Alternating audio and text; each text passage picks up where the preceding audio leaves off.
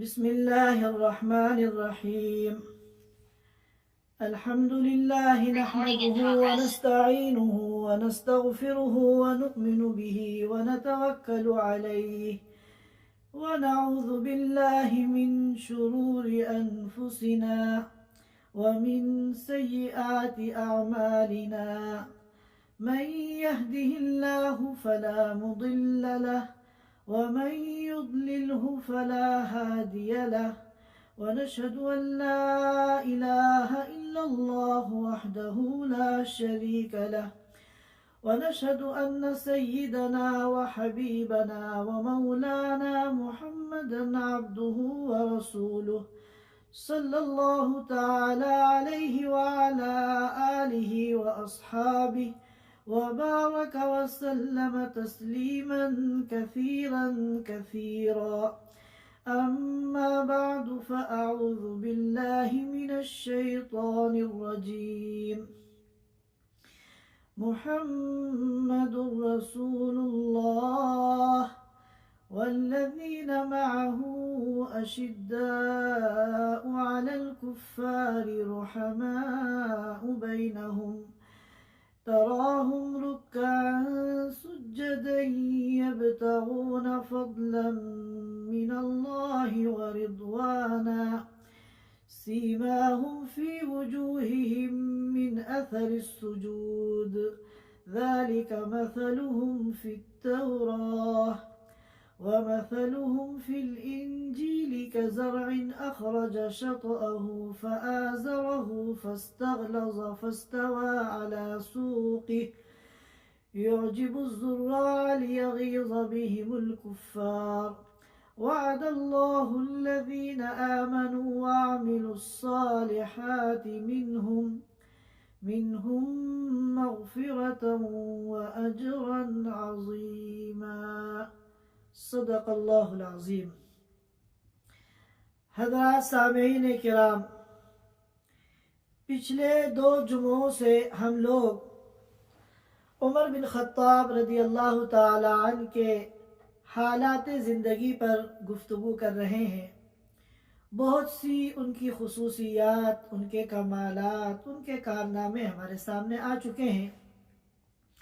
میں نے یہ بتایا تھا کہ حضرت صدیق اکبر رضی اللہ تعالی عنہ کے انتقال کے بعد بڑی آزمائشیں آئیں، بڑے حالات آئے، مگر حضرت عمر رضی اللہ تعالی عنہ نے بڑی ہمت اور بہادری کے ساتھ ان حالات کا مقابلہ کیا اور بہت تیزی کے ساتھ اسلامی سرحدوں کو آگے بڑھاتے گئے، یہاں تک کہ کچھ ہی سالوں میں آدھی دنیا پر انہوں نے اسلام کا جھنڈا لہرا دیا. اور یہ جو اتنی وسیع ترین اسلامی ریاست قائم کی، اس کا نظام بہت مستحکم تھا اور بڑے تعمیراتی کام کیے. اور فتوح البلدان کے اندر لکھا ہے کہ صرف عرب ممالک میں عمر بن خطاب رضی اللہ تعالی عنہ نے جو مسجدیں تعمیر کی ان کی تعداد 4000 ہے. 4000 مسجدیں صرف عرب ملکوں میں انہوں نے تعمیر کرائیں.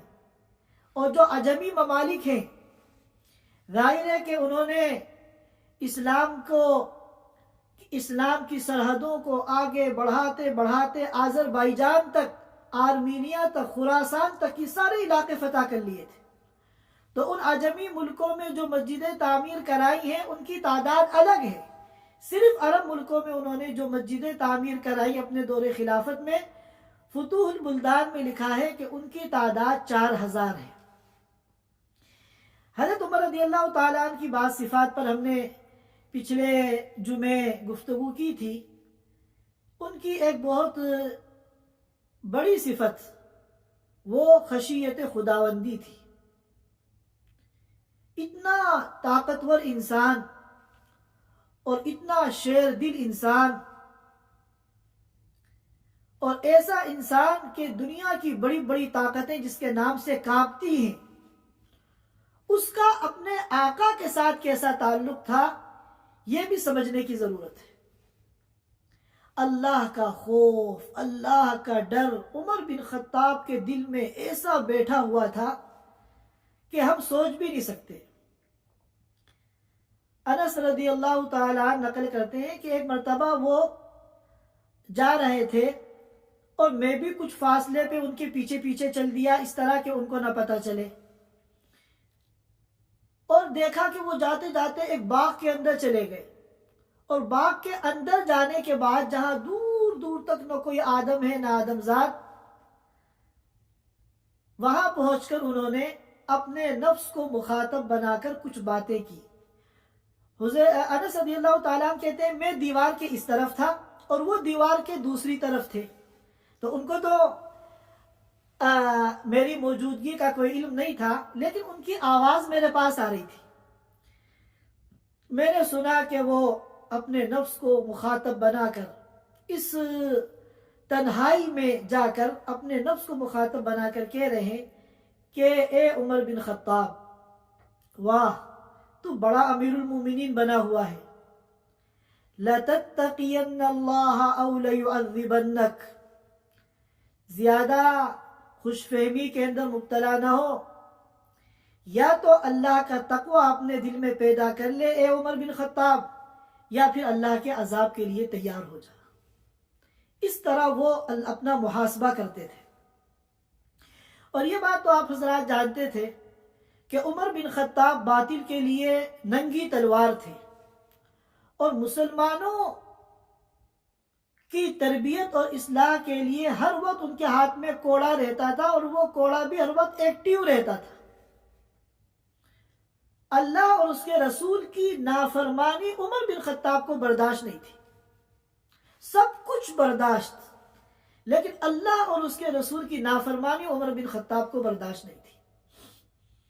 چنانچہ کہیں بھی کوئی شریعت کی خلاف ورزی دیکھتے، سنت کی خلاف ورزی دیکھتے، تو فوراً وہ اپنا کوڑا نکالتے اور ایکشن لیتے، لیکن چونکہ ہر وقت اللہ کا ڈر اور خوف دل میں بیٹھا ہوا تھا اور اپنا محاسبہ کرتے تھے، تو بعد میں پھر ان کو بڑا خیال آتا کہ میں جو مسلمانوں پہ یہ سختی کرتا ہوں، کہیں ایسا نہ ہو کہ میرا بھی اس آیت کے اندر شمار ہو جائے جو کہ قرآن میں نازل ہوئی، وَالَّذِينَ يُؤْذُونَ الْمُؤْمِنِينَ وَالْمُؤْمِنَاتِ، وہ لوگ جو ایمان والے مردوں کو، ایمان والی عورتوں کو تکلیف پہنچاتے ہیں، کہیں میرا بھی ان میں شمار نہ ہو جائے۔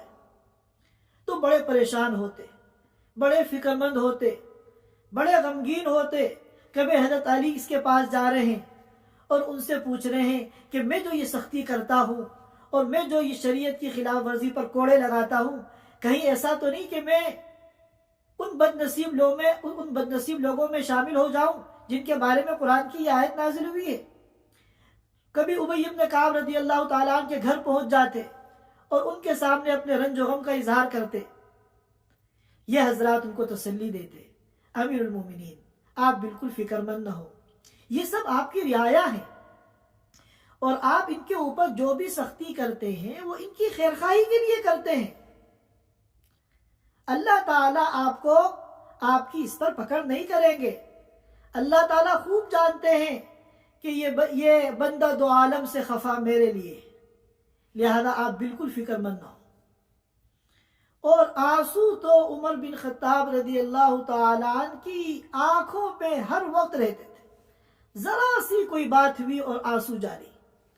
علقمہ رضی اللہ تعالیٰ عنہ، علقمہ رحمۃ اللہ علیہ کہتے ہیں کہ ایک دن عشاء کی نماز پڑھا رہے تھے، سورہ یوسف کی تلاوت شروع کر دی۔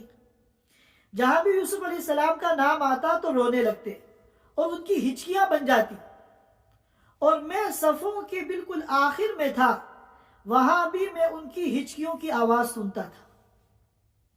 اور روایتوں میں آتا ہے کہ جب بھی نماز پڑھتے اتنا روتے کہ دوسروں کو ان کی رونے کی آواز سنائی دیتی، یہاں تک کہ روتے روتے اتنے آنسو ان کے رخسار پر بہے کہ یہاں 2 لکیریں قائم ہو گئی تھی۔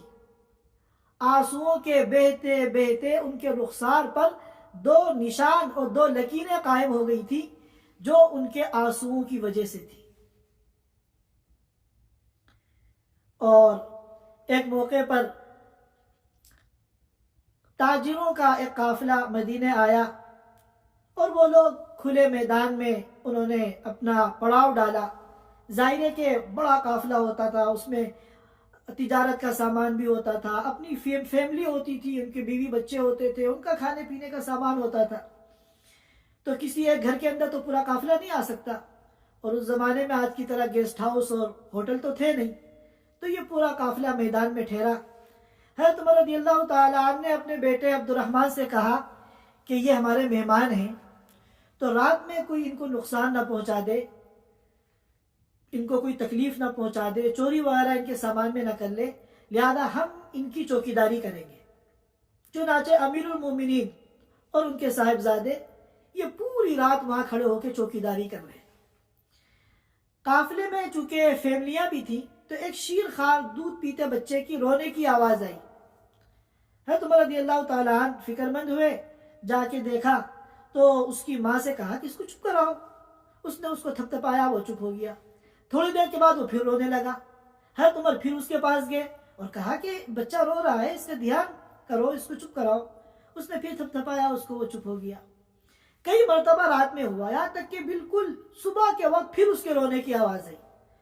تو عمر بن خطاب رضی اللہ تعالیٰ عنہ اس عورت کے پاس گئے اور کہا کہ تم بہت بری ماں ہو، یہ بچہ پوری رات بے چین ہے اور رو رہا ہے اور تم اس کا خیال کیوں نہیں کر رہی ہو؟ تو اس پر اس نے کہا کہ اس کے رونے میں میری غلطی نہیں ہے، اس کے رونے کا جو سبب ہے وہ امیر المومنین ہے. اس عورت کو کیا پتا کہ یہ جو صاحب چوکیداری کر رہے ہیں یہی امیر المومنین ہے، وہ تو باہر سے آئی ہے. تو حضرت عمر نے کہا کیوں؟ تو اس عورت نے کہا کہ امیر المومنین نے یہ قانون بنایا ہے کہ جب بچے کا دودھ چھٹ جائے گا تب اس کا وظیفہ بیت المال سے جاری ہوگا. تو میں اس کا دودھ چھڑا رہی ہوں، قصدن دودھ نہیں پلا رہی ہوں تاکہ اس کا دودھ چھوٹے اور اس کا وظیفہ بیت المال سے جاری ہو. تو حضرت عمر رضی اللہ تعالیٰ عنہ کو بڑا غم ہوا، بڑا افسوس ہوا کہ میرے ایک بنائے ہوئے ایک قانون کی وجہ سے ننھے معصوم بچوں پہ ظلم ہو رہا ہے. اور اس سے کہا کہ بالکل اس کو دودھ چھڑانے میں جلدی نہ کرو، تم اس کو دودھ پلاؤ. اور صبح کا تو وقت قریب تھا، فجر کی نماز میں جب انہوں نے فجر کی نماز پڑھانی شروع کی تو اتنا روئے کہ راوی کہتے ہیں کہ سمجھ میں نہیں آ رہا تھا کیا تلاوت کر رہے ہیں، بس روئے جا رہے تھے. اور سلام پھیرنے کے بعد اپنی ذات کو بہت برا بلا کہا کہ عمر تو مسلمان بچوں کا قاتل بن گیا. اور پھر اعلان کیا کہ جس دن بچہ پیدا ہوگا اسلام میں اسی دن سے اس کا وظیفہ جاری ہوگا. اور منادی سے کہا کہ پورے شہر میں اعلان کر دو اور پھر ساری دنیا میں یہ احکام جاری کر دو کہ جس دن بچہ پیدا ہوگا اسی دن سے اس کا وظیفہ جاری ہوگا. یہ حضرت عمر رضی اللہ تعالیٰ عنہ تھے جو بڑے بہادر تھے، لیکن جب اپنے خالق کے سامنے کھڑے ہوتے تھے تو ان سے زیادہ کمزور کوئی نہیں لگتا تھا.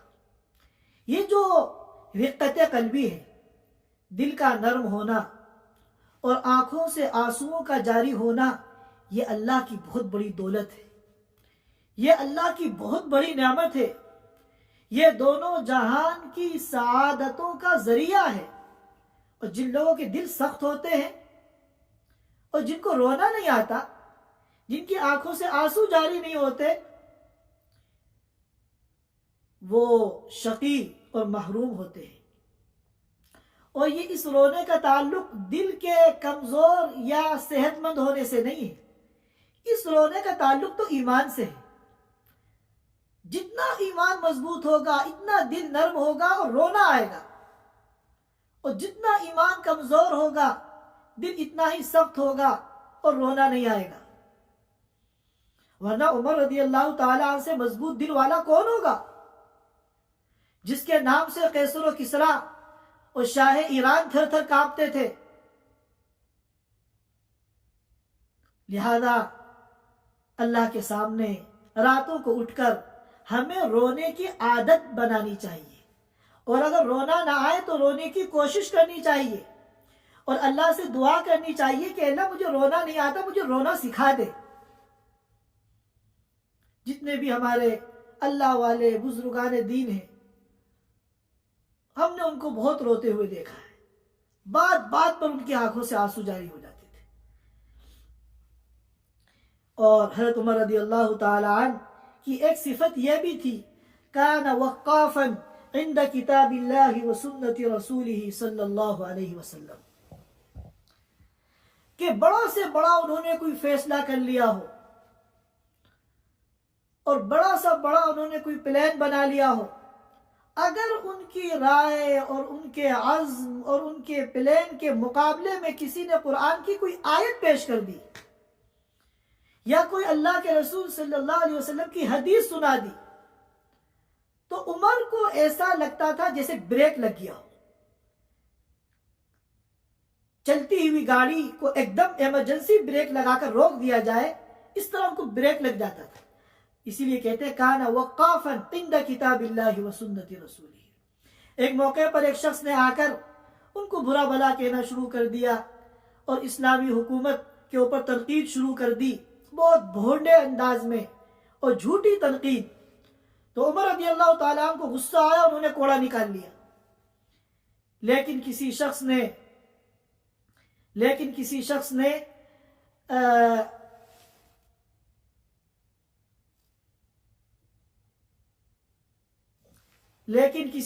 نے قرآن کی آیت پڑھ دی، خذ العفو وأمر بالعرف وأعرض عن الجاہلین، کہ معاف کر دیجئے اور ان جاہلوں کو اگنور کیجئے۔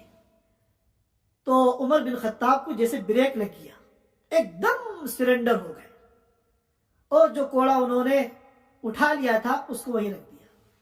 اسی طرح میں نے واقعہ سنایا تھا کہ حضرت عباس رضی اللہ تعالیٰ کا جب پرنالہ انہوں نے توڑا، اور نماز جمعے کے بعد اب حضرت عباس رضی اللہ تعالیٰ نے بتایا کہ یہ تو اللہ کے رسول نے لگوایا تھا، تو عمر بن خطاب کو اتنا غم ہوا اپنے فیصلے پر کہ یہ کہا کہ میں جھک کر یہاں کھڑا ہو رہا ہوں، میری پیٹھ کے اوپر کھڑے ہو کر اس پرنالے کو ٹھیک کیا جائے۔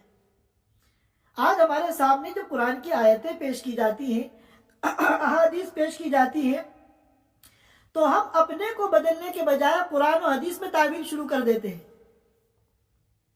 کہ نہیں اس کا مطلب تو یہ ہے، اس کا مطلب تو یہ ہے۔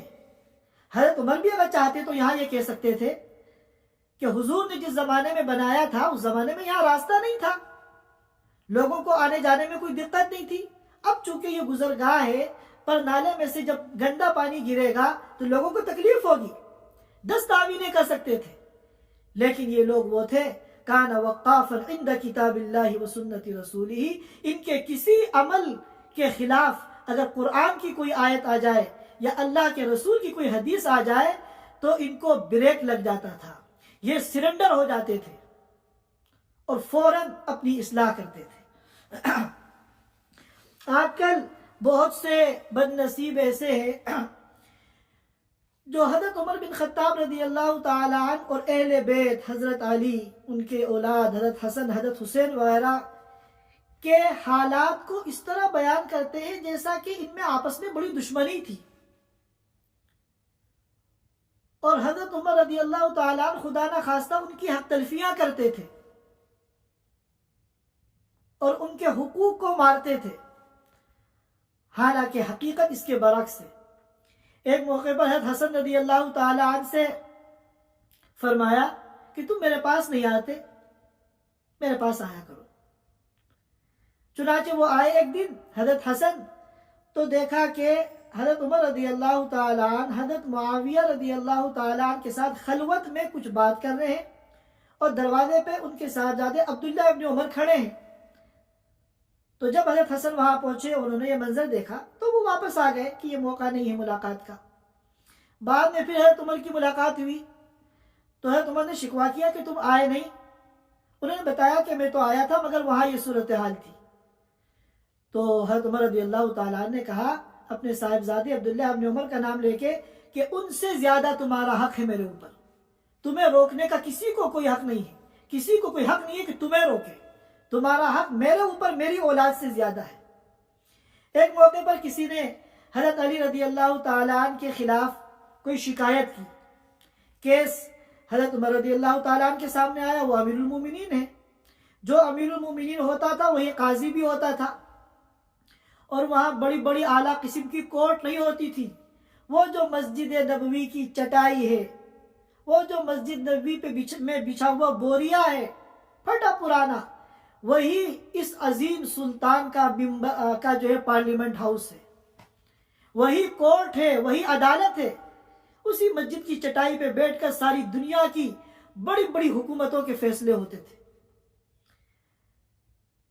تو جب شکایت آئی تو حضرت عمر رضی اللہ تعالیٰ نے حضرت علی سے کہا کہ اے ابو الحسن، ابو الحسن ان کی کنیت ہے کیونکہ حسن کے والد ہیں، اے ابو الحسن تمہیں ملزم کی حیثیت سے یہاں پیش ہونا ہوگا۔ تو حضرت علی رضی اللہ تعالیٰ عنہ نے جب یہ سنا تو ان کے چہرے پہ غصے کے آثار ظاہر ہوئے۔ عمر رضی اللہ تعالیٰ عنہ نے اس بات کو نوٹ کر لیا۔ خیر، مدعی آیا اور مدعا علیہ یعنی ملزم حضرت علی رضی اللہ تعالیٰ عنہ تھے۔ دونوں کی بات سن کر جو فیصلہ کرنا تھا وہ عمر رضی اللہ تعالیٰ عنہ نے فیصلہ کر دیا، لیکن بعد میں حضرت علی سے کہا کہ جب میں نے تم کو ملزم کی حیثیت سے وہاں پیش ہونے کے لیے کہا تو تمہیں اس پہ غصہ آیا تھا۔ حضرت علی رضی اللہ تعالیٰ عنہ نے کہا کہ غصہ تو مجھے آیا تھا، مگر اس بات پر نہیں آیا تھا کہ آپ نے مجھے ملزم قرار دیا، مجھے غصہ اس بات پہ آیا تھا کہ آپ نے جو فریق مخالف تھا اس کا تو نارمل طریقے سے نام لیا، اور میرا آپ نے نام لینے کے بجائے ابو الحسن جو میری کنیت ہے آپ نے اس کنیت کے ذریعے مجھے مخاطب کیا۔ یہ اہل عرب کا دستور تھا کہ جب کسی کا ادب کرتے تھے یا اظہار محبت کرتے تھے تو اس کا اصل نام لینے کے بجائے اس کی کنیت سے پکارتے تھے، اس میں احترام بھی ہے اور محبت بھی ہے۔ تو حضرت علی رضی اللہ تعالیٰ عنہ نے کہا مجھے غصہ اس بات پر آیا کہ آپ نے انصاف کیوں نہیں کیا، اگر کنیت سے پکارنا تھا تو آپ دونوں کو پکارتے، آپ نے اس کا تو صرف نام لیا، آپ نے کوئی اظہار محبت نہیں کیا اس کے ساتھ، اور مجھے ابو الحسن کہا جس کے اندر محبت ہے۔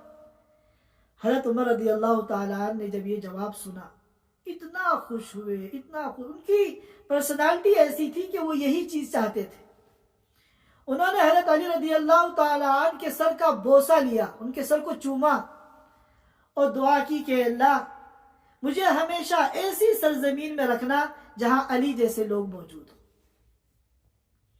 حضرت عمر رضی اللہ تعالیٰ عنہ کے متعلق آپ حضرات کو معلوم ہے کہ جب وہ امیر تھے تو رعایا کا حال جاننے کے لیے کہ کوئی پریشان حال تو نہیں ہے، کوئی بیمار تو نہیں ہے، کوئی ضرورت مند تو نہیں ہے، وہ راتوں میں گشت کرتے تھے، کبھی اکیلے نکل جاتے تھے، کبھی کسی کو ساتھ میں لے لیتے تھے۔ ایک مرتبہ عبداللہ ابن مسعود رضی اللہ تعالیٰ عنہ کے ساتھ گشت میں نکلے تو بہت دور ان کو آگ نظر آئی، ایک گھر میں روشنی نظر آئی۔ روشنی نظر آنے کا مطلب یہ ہے کہ اس گھر میں گھر والے جاگ رہے ہیں۔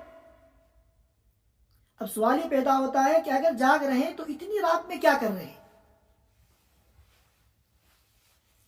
اس زمانے میں تو مغرب کے بعد کیونکہ لائٹیں تو تھی نہیں، سونے کا ماحول بن جاتا تھا۔ روایتوں میں آتا ہے عشاء کی نماز میں جب لوگ آتے تھے تو اونگتے تھے، مسجد میں بیٹھ کے نیند آتی تھی، تو سویرے پورا شہر سو جاتا تھا، ساری ایکٹیویٹیز نقل و حرکت بند ہو جاتی تھی، راستے سنسان ہو جاتے تھے۔ اب اتنی رات میں اس گھر میں جو ہے روشنی کیوں ہے؟ حضرت عمر رضی اللہ تعالیٰ عنہ کو فکر ہوئی کہ کوئی ضرورت مند تو نہیں ہے، پریشان تو نہیں ہے، کوئی بیمار تو نہیں ہے، تو تیزی کے ساتھ وہ اس طرف بڑھے، اتنا تیز بڑھے اس کی طرف گئے کہ عبداللہ ابن مسعود پیچھے رہ گئے، اور چھوٹی سی دیوار تھی اس کو پھلانگ کے وہ اندر گئے۔ اندر جانے کے بعد انہوں نے دیکھا عجیب و غریب منظر کہ ایک بڑے میاں ہیں، بوڑھے، اور ان کے ہاتھ میں شراب ہے، اور ایک ناچنے والی باندی وہاں ناچ رہی ہے۔ حضرت عمر رضی اللہ تعالیٰ نے جب اچانک دھاوا بولا تو اب بڑے میاں کو احساس ہوا کہ ہم تو پکڑے گئے۔ عمر رضی اللہ تعالیٰ نے کہا کہ ایسا قبیح منظر، ایسا برا منظر میں نے اپنی زندگی میں نہیں دیکھا، تم اتنے بوڑھے ہو چکے ہو کہ قبر میں پیر لٹکائے ہوئے ہو اور یہ عیاشیاں کر رہے ہو، تمہیں شرم نہیں آتی؟ ان بڑے میاں نے کہا اے امیر المومنین میں نے تو ایک ہی گناہ کیا، آپ نے تو کئی کئی گناہ کیے۔ حضرت عمر رضی اللہ تعالیٰ عنہ ایک دم سکتے میں آ گئے، پوچھا کہ میں نے کیا گناہ کیا؟ کہا ایک تو گناہ آپ نے یہ کیا کہ آپ دیوار پھلانگ کر آئے، حالانکہ قرآن کا حکم ہے وَأْتُوا الْبُيُوتَ مِنْ أَبْوَابِهَا کہ گھروں میں داخل ہو دروازوں کے راستے سے۔ اور دوسری غلطی یہ کی کہ آپ نے اجازت لیے بغیر سلام کیے بغیر آ گئے، حالانکہ قرآن کا حکم ہے یا ایھا الذین آمنوا لا تدخلوا بیوتا غیر بیوتکم حتی تستأنسوا وتسلموا علی اہلہا۔ اور تیسری آپ نے غلطی یہ کی کہ آپ نے ایک ایمان والے کی ٹوہ لگائی، اس کے عیب کو تلاش کیا، حالانکہ قرآن کہتا ہے وَلَا تَجَسَّسُوا۔ حضرت عمر رضی اللہ تعالیٰ عنہ یہ سننا تھا کہ اس کا تو سارا جرم بھول گئے، اور اتنا غم اور افسوس ہوا کہ وہاں سے وہ باہر نکلے اور شرمندگی اور ندامت اور افسوس کی وجہ سے اپنے کپڑے کو اپنے دانت میں دبائے ہوئے تھے، اور انہوں نے کہا کہ آج اگر عمر کو اس کے خدا نے معاف نہیں کیا تو عمر برباد ہوگی، اور روتے ہوئے وہاں سے واپس آ گئے۔ اب یہ بڑے میاں جو یہ سب کرتے تھے ساری دنیا سے چھپ کے کرتے تھے، یہ سمجھ گئے کہ آج تو میں پکڑا گیا، نہ صرف یہ کہ مجھے سزا ملے گی بلکہ پورے شہر میں اب میری ذلت و رسوائی ہوگی، کیونکہ عمر بن خطاب نے خود اپنی آنکھوں سے مجھے یہ عیاشی کرتے ہوئے دیکھا ہے۔ اب وہ ڈرے سہمے گھر میں بیٹھے ہوئے، کئی دن تک گھر سے نہیں نکلے، اور ایک دن جب کافی دن گزر گئے انہوں نے حضرت عمر رضی اللہ تعالیٰ کی مجلس میں جانا چھوڑ دیا اس ڈر سے کہ کہیں مجھے دیکھ کے ان کو سارا قصہ یاد نہ آ جائے اور پھر وہ مجھے اپنی سزا کا نشانہ نہ بنا دے۔ جب کافی دن گزر گئے کوئی ذکر تذکرہ نہیں ہوا، نہ امیر المومنین کے لوگ آئے پکڑ کے لے جانے کے لیے، اور نہ کسی نے کوئی ڈسکس کیا تذکرہ کیا۔ تو کافی دنوں کے بعد ہمت کر کے یہ حضرت عمر بن خطاب کی مجلس میں گئے، اور مجلس کے بالکل آخر میں دروازے کے قریب جو آخر میں لوگ بیٹھے ہوئے تھے چپکے سے ان کے پیچھے جا کے بیٹھ گئے، لیکن حضرت عمر رضی اللہ تعالیٰ عنہ کے کیمرے میں آ گئے۔ عمر رضی اللہ تعالیٰ عنہ کی نگاہ پڑ گئی، حضرت عمر نے کہا علیہ بہذا الشیخ، ان بڑے میاں کو میرے پاس لاؤ۔ اوہو، اب ان کی حالت ایسی کہ کاٹو تو خون نہیں، کہ آج تو میری شامت اعمال آ گئی، آج عمر بن خطاب کے عتاب سے ان کی سزا سے مجھے کوئی نہیں بچا سکتا۔ چنانچہ ان کو لایا گیا۔ حضرت عمر رضی اللہ تعالیٰ نے کہا ادنو منی، میرے قریب آؤ، اور قریب آئے، کہا اور قریب آؤ، وہ اور قریب آئے، کہا اپنا کان میرے منہ کے قریب کرو، تو اتنا ان کا کان اپنے منہ کے قریب میں کیا کہ روایت میں آتا ہے فَالْتَقَمَ أُذُنَهُ، ان کے کان کو لقمہ بنا لیا، گویا کہ ان کے کان کو لقمہ بنا لیا، اور پھر ان کے کان میں اس طرح کہا کہ ان کے علاوہ کوئی اور نہ سن سکے، کیونکہ بھری مجلس ہے۔ کہا کہ قسم الذات عالی کی جس نے محمد الرسول اللہ کو اپنا رسول بنا کر بھیجا ہے، کہ وہ دن ہے اور آج کا دن میں نے تمہاری بات کسی کو نہیں بتائی، یہاں تک کہ جب میں وہاں سے واپس آیا تو ابن مسعود جو پیچھے پیچھے آ رہے تھے ان تک کو میں نے نہیں بتایا۔ تو اس نے کہا، ان بڑے میاں نے کہا اے امیر المومنین آپ بھی اپنا کان میرے قریب کیجئے، اور پھر اس نے بھی ان کے کان میں حضرت امیر المومنین کے کان میں کہا کہ قسم ہے اس ذات عالی کی جس نے اللہ کے رسول صلی اللہ علیہ وسلم کو نبی بنا کر بھیجا، وہ دن ہے اور آج کا دن میں نے بھی اس گناہ سے توبہ کر لی، اور میں نے دوبارہ پھر اس گناہ کو نہیں کیا۔ حضرت عمر رضی اللہ تعالیٰ عنہ کو اتنی خوشی ہوئی کہ نعرہ تکبیر بلند کیا، اللہ اکبر۔ اب سارے حاضرین سن رہے ہیں، یہ منظر دیکھ رہے ہیں، مگر کسی کو نہیں معلوم کیا ہو رہا ہے۔ حضرت عمر رضی اللہ تعالیٰ عنہ ایک مرتبہ نکلے گشت میں، تو دیکھا ایک گھر ہے، ایک عورت ہے، اور وہاں کھانے پینے کی ضرورت ہے۔ بڑا ان کو صدمہ ہوا، بڑا افسوس ہوا کہ میری رعایا میں کوئی ایسا ہے جس کے پاس کھانے کو نہیں ہے اور مجھے پتہ نہیں۔ فوراً راتوں رات بیت المال آئے اور اپنے اسلم جو ان کے خادم تھے ان کی مدد سے کھانے پینے کا سامان بوریوں میں بھرا، اور گھی کا کنسٹر اٹھایا اور کہا یہ سارا سامان میری گردن پہ لاد دو۔ ان کے خادم کہنے لگے امیر المومنین آپ یہ کیا کر رہے ہیں، میں لے کے چلا جاؤں گا، یہ بوجھ جو ہے آپ کیوں اٹھا رہے ہیں، میں اٹھا لوں گا۔ تو فرمایا کیا قیامت کے دن بھی تم میرا بوجھ اٹھا لو گے؟ چنانچہ وہ سارا لے کر آئے اور پھر وہاں اس بڑھیا کو دیا۔ اس بڑھیا نے کہا کہ امیر المومنین تو تمہیں ہونا چاہیے تھا، کس نے عمر کو بنا دیا جسے ہماری کوئی خبر نہیں، قیامت کے دن میں عمر کی شکایت اللہ تعالیٰ سے کروں گی، اسے کیا معلوم کہ یہی امیر المومنین ہے۔ حضرت عمر رضی اللہ تعالیٰ نے کہا کہ بڑھیا اسے معاف کر دو، اس کو بڑے غم ہیں، وہ بہت پھنسا ہوا ہے مسائل کے اندر، تم اسے معاف کر دو۔ اس بڑھیا نے کہا کہ نہیں، میں اس کو معاف نہیں کروں گی، قیامت کے دن جو ہے میں اس کا گریبان پکڑوں گی اللہ کے سامنے۔ حضرت عمر رضی اللہ تعالیٰ عنہ پریشان ہو گئے، کہنے لگے کہ نہیں تم اس کو معاف کر دو، اس کے پاس غموں کی کوئی کمی نہیں ہے، وہ بہت پھنسا ہوا ہے اپنے کاموں کے اندر۔ تو بڑھیا کہنے لگی کہ آخر تم اس کا، عمر کا، امیر المومنین کا تم اتنا ساتھ کیوں دے رہے ہو، اس کا دفاع کیوں کر رہے ہو؟ تو حضرت عمر رضی اللہ تعالیٰ عنہ نے کہا کہ وہ بد نصیب عمر میں ہی ہوں، آج جو ہے تم مجھے معاف کر دو، جو کہنا ہے کہہ دو، مگر قیامت کے دن اللہ سے میری شکایت مت کرنا۔ حضرت عمر رضی اللہ تعالیٰ عنہ کی شہادت کا جو واقعہ ہے وہ بھی بڑا افسوسناک اور دردناک ہے۔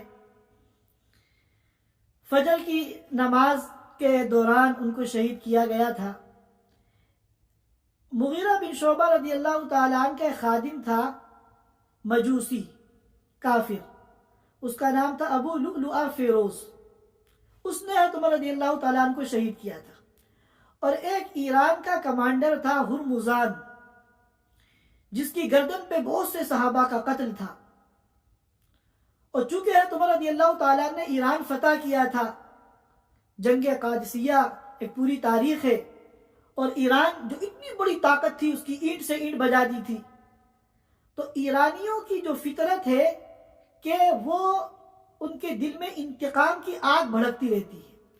تو ہرمزان جو ایران کا جرنیل تھا، اس کو جب پکڑ کے لایا گیا اور فیصلہ ہوا کہ اس کی گردن اڑا دی جائے، کیونکہ بہت سے ایمان والوں کو اس نے شہید کیا تھا، تو اس نے پینے کے لیے پانی مانگا، اس کو پانی دیا گیا۔ اس نے کہا کہ ضمانت دیجئے کہ جب تک میں پورا پانی نہیں پیوں آپ مجھے قتل نہیں کریں گے۔ چنانچہ اس کو ضمانت دے دی گئی، اس نے وہ پانی زمین میں پھینک دیا اور کہا اب نہ یہ پانی میں پی سکتا ہوں نہ آپ مجھے قتل کر سکتے، چنانچہ اس کو چھوڑنا پڑا۔ تو یہ مدینے ہی میں رہتا تھا، اس نے سازش کی۔ بعض روایتوں سے معلوم ہوتا ہے کہ مغیرہ بن شعبہ کے مجوسی غلام کو اس نے تیار کیا عمر بن خطاب کو شہید کرنے کے لیے۔ ادھر سن 23 ہجری میں حضرت عمر رضی اللہ تعالیٰ نے حج کیا، اور ظاہر ہے کہ ذی الحجہ میں حج ہوا اور محرم کے شروع میں ان کی شہادت ہو گئی۔ تو حج میں انہوں نے دعا کی کہ اللہ میں بوڑھا ہو گیا اور میرے اعصاب بھی اب کمزور ہو گئے، اب اس دنیا میں مجھے رہنے کی بالکل کوئی خواہش نہیں ہے۔ ام المومنین حضرت حفصہ رضی اللہ تعالیٰ عنہ جو حضرت عمر رضی اللہ تعالیٰ کی صاحبزادی ہیں، وہ یہ کہتی ہیں کہ میں نے ان کو دعا کرتے ہوئے سنا، اللہم ارزقنی شہادتا فی سبیلک وجعل موتی ببلد رسولک، کہ اللہ اپنے راستے کی شہادت مجھے عطا فرما دے اور اپنے رسول کے شہر یعنی مدینے میں مجھے موت عطا فرما۔ تو میں نے ان سے کہا کہ یہ دو باتیں، ظاہر ہے کہ شہادت تو ہوگی میدان جہاد میں، اور مدینے میں تو کوئی جہاد نہیں ہو رہا ہے۔ اب اگر آپ مدینے میں مرتے ہیں تو وہ شہادت نہیں ہو سکتی، کیونکہ مدینے میں تو کوئی جہاد نہیں ہے، اور امیر المومنین کو مدینے میں کوئی شہید کر دے گا، یہ تو اسلام کا دارالخلافہ ہے، اس کا وہ سوچ بھی نہیں سکتی تھی۔ تو انہوں نے کہا کہ اگر شہادت ہوگی تو وہ آپ مدینے میں نہیں ہوں گے، اور مدینے میں اگر آپ کی موت ہوگی تو وہ شہادت نہیں ہو سکتی۔ حضرت عمر رضی اللہ تعالیٰ نے فرمایا کہ اللہ کے لیے کوئی مشکل نہیں، یہ ہے قلندر ہرچ گویت دیدہ گویت۔ چنانچہ مغیرہ بن شعبہ کے غلام نے، جس کا نام ابو لؤلؤ فیروز ہے، آج بھی ایران میں بہت بڑا اس کے نام کا ایک علامتی مزار بنا ہوا ہے، بہت بڑا گنبد ہے، اور یہ لوگ جو شیعہ ہیں اس کا بڑا احترام کرتے ہیں، اس کی بڑی عزت کرتے ہیں۔ تو اس نے جو ہے ایک خنجر تیار کرایا جو 2 مواں تھا، اس کی دونوں طرف دھار تھی، بیچ میں پکڑنے کا تھا، ادھر سے بھی مار سکتے تھے ادھر سے، اس کو بھی زہر میں اس نے بجھایا. اور جب فجر کی نماز کا وقت ہوا اور پوری مسجد نبوی میں صفیں قائم ہو گئی اور مؤذن نے اقامت کہی، عمر بن خطاب رضی اللہ تعالیٰ عنہ معمول کے مطابق استو اقیموا صفوفکم یہ کہتے ہوئے محراب میں پہنچے اور نماز شروع کی. نماز میں سورہ فاتحہ کے بعد عمرو بن میمون کہتے ہیں یا تو سورہ یوسف کی تلاوت شروع کی یا سورۃ النحل کی. اور جب انہوں نے تلاوت شروع کی اور کچھ آیتیں پڑھی تو اس ظالم نے آ کر ان کے اوپر تابڑ توڑ اس زہر میں بجھے ہوئے خنجر سے حملے کر. اور اس نے صرف حضرت عمر رضی اللہ تعالی عنہ پہ حملے نہیں کیے بلکہ قریب میں جو صحابہ صفوں پہ تھے ان پہ بھی دو دھاری خنجر سے حملے کیے. روایتوں میں آتا ہے کہ 13 صحابہ اس وقت زخمی ہوئے جن میں سے 7 جو ہے شہید ہو. حضرت عمر رضی اللہ تعالی عنہ پر جب یہ حملہ ہوا تو اب ظاہر ہے کہ وہ تو نماز کنٹینیو نہیں کر سکتے تھے. انہوں نے ہاتھ پکڑ کر پیچھے عبد الرحمن بن عوف رضی اللہ تعالی عنہ تھے ان کو آگے بڑھایا اور انہوں نے بھی مختصر 2 رکعت نماز پڑھا کر سلام پھیر دیا. اب جو تلاوت کرتے کرتے وہ رکے تو اگلی صفوں میں جو لوگ تھے ان کو تو یہ واردات نظر آ رہی تھی لیکن جو لوگ پیچھے تھے ان کو کچھ پتا نہیں. جب تلاوت کی آواز آتے آتے رک گئی تو وہ لوگ پیچھے سے کہہ رہے ہیں سبحان اللہ سبحان اللہ سبحان اللہ، یعنی آواز کیوں نہیں آ رہی. خیر نماز سے فارغ ہونے کے بعد سب سے پہلے عبداللہ ابن عباس رضی اللہ تعالیٰ عنہ سے پوچھا یہ بتاؤ کہ میرا قاتل کون، کس نے میرے اوپر یہ قاتلانہ حملہ کیا. تو بتایا گیا کہ مغیرہ بن شعبہ کا جو مجوسی غلام ہے اس نے آپ کے اوپر حملہ کیا. تو کہا اے اللہ تیرا شکر ہے کہ مجھے کسی مسلمان نے قتل کیا. اور پھر وہاں سے ان کو گھر لایا گیا. اس زمانے میں ایکس رے یا الٹرا ساؤنڈ وغیرہ وغیرہ یہ سب تو تھے نہیں. اب زخم کو جاننے کا یہ طریقہ کہ آیا یہ زخم بھر سکتا ہے، وہ صحیح ہو سکتے ہیں، یا یہ زخم ان کو موت کے منہ تک لے جانے والا ہے، اس کا طریقہ یہ تھا ان کو نبیذ تمر پلائی گئی جو پانی کے اندر کھجور رات میں بھگو دیتے ہیں تو وہ جو ایک مشروب تیار ہوتا ہے اسے نبیذ تمر کہتے ہیں. جیسے انہوں نے پی زخم جو ان کے پیٹ میں تھا زخم کے راستے سے ساری باہر نکلی. یہ خطرے کی گھنٹی تھی. پھر ایک مرتبہ پھر چیک کرنے کے لیے دودھ پلایا گیا تو جیسے دودھ پیا وہ سارا زخم سے باہر نکل گیا. اب یہ علامت تھی اس بات کی کہ اب وہ تھوڑی دیر بہت دیر کے مہمان. چنانچہ انہوں نے جلدی جلدی سارے فیصلے کیے، اپنے بچوں کو بلا کے قرضوں کی تفصیل بتائی، ان کی ادائیگی کی شکل بتائی. پھر عبداللہ بن عمر رضی اللہ تعالیٰ نے اپنے صاحبزادے سے کہا کہ ام المومنین حضرت عائشہ کے پاس جاؤ اور ان سے میرا سلام کہو. یہ مت کہنا کہ امیر المومنین نے آپ کو سلام کہا ہے، یہ کہنا عمر نے آپ کو سلام کہا ہے کیونکہ اب میں امیر المومنین نہیں رہا. اور ان سے کہو کہ آپ کے حجرہ مبارکہ کے اندر جو آپ کے شوہر اللہ کے رسول صلی اللہ علیہ وسلم اور آپ کے والد صدیق اکبر رضی اللہ تعالی عنہ جہاں آرام فرما ہے وہاں ایک تیسری جگہ قبر کی قید باقی ہے، اگر آپ اجازت دیں تو میں وہاں مدفون ہونا چاہتا ہوں. جب عبداللہ بن عمر رضی اللہ تعالی عنہ حضرت عائشہ کے پاس پہنچے تو وہ بیٹھی زار و قطار رو رہی تھی کیونکہ اس حادثے کی اطلاع ان کو پہنچ چکی تھی. انہوں نے ان کا سلام پہنچایا اور ان کا پیغام پہنچایا. حضرت عائشہ نے کہا کہ یہ جگہ تو میں نے اپنے لیے رکھی تھی کیونکہ میرے شوہر اور میرے والد یہاں تھے، لیکن میں ضرور عمر بن خطاب کو اپنے اوپر ترجیح دوں گی اور میں ان کو اجازت دوں. چنانچہ یہ وہاں سے آئے تو جب وہاں پہنچے تو لوگوں نے بتایا کہ عبداللہ بن عمر آ گئے. تو حضرت عمر رضی اللہ تعالیٰ کو اس بات کا اتنا اہتمام تھا کہا کہ مجھے بٹھاؤ. چنانچہ سہارا دے کے ان کو بٹھایا گیا اور پھر ٹیک لگا کر ان کو بٹھا دیا گیا. پوچھا کہ کیا خبر لائے تو انہوں نے کہا کہ ام المومنین حضرت عائشہ نے اجازت دی.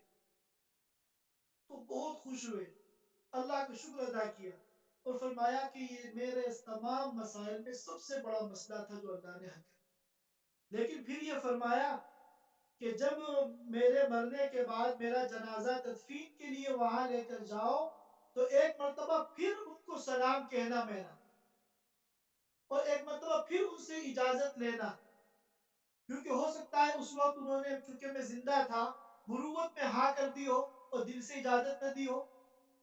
تو ایک مرتبہ پھر اجازت لینا، بغیر اجازت کے جنازہ میرا اندر مت لے کر جانا. اگر وہ اجازت دے دے تو مجھے وہاں دفن کرنا، اور اگر وہ کوئی اشکال کرے، منع کر دے، تو پھر مسلمانوں کے قبرستان میں لے جا کے مجھے جو ہے دفن کرنا. چنانچہ جب جنازہ لے جایا گیا تو حضرت عائشہ رضی اللہ تعالی عنہ کو ان کا سلام کہا گیا، اجازت مانگی گئی تو انہوں نے دروازہ کھول دیا، اندر آنے کی اجازت دے دی. چنانچہ آج وہاں پر ہم جب جاتے ہیں تو روضہ پاک پہ پہلا جو جالی ہے، سب سے پہلے اللہ کے رسول صلی اللہ علیہ وسلم کا مرقد مبارک ہے، پھر صدیق اکبر کا مرقد مبارک ہے، پھر عمر بن خطاب رضی اللہ تعالیٰ کا مرقد مبارک ہے. ان کے انتقال سے پورا عالم اسلام میں سناٹا چھا گیا. حذیفہ بن یمان رضی اللہ تعالیٰ کہتے ہیں کہ جب تک عمر زندہ تھے اسلام آگے بڑھ رہا تھا، اور ان کا جو آخری وقت تھا وہ اسلام کا نقطۂ عروج تھا، اور جس دن ان کی آنکھ بند ہوئی اسلام کمزور ہونا شروع ہوا، اور اب مسلسل کمزور ہی ہوتا جا رہا. عبداللہ بن مسعود رضی اللہ تعالیٰ عنہ نے فرمایا کہ عمر جب ایمان لائے تو وہ اسلام کی فتح تھی.